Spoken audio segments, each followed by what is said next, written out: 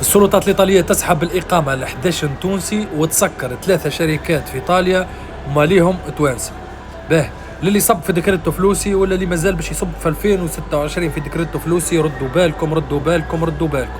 راهو يلزم تثبت في الهيستوريك بتاع الشركة قبل ما تصب، يلزم عندك فيه الثقة. اللي جاب لك وعد العمل، يا هو تحملوا المسؤولية يتحمل المسؤولية الروح. يلزم تكون الشركة أمورها واضحة مع إيطاليا، سينو راهو باش ترسيلك باش تجي لهنا باش ينحولك حتى كي يعطوك الفيزا راهو باش تجي لإيطاليا تتنحى لك الإقامة وهو يسكروا له الشركة. ثبتوا في تاريخ الشركة وسمعة الشركة والباترون تاع الشركة.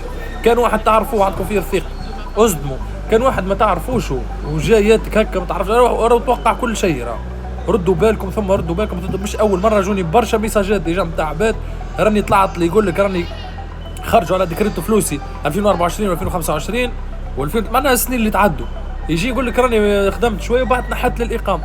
كيفاش؟ خاطر الشركه هذيك امورها مش واضحه، ولا تكون شركه وهميه، ولا يكون مش مخلص خلاصات الدوله، معناها الشركه نتاعو ماهيش خالصه مع الدوله ولا يسكروها له.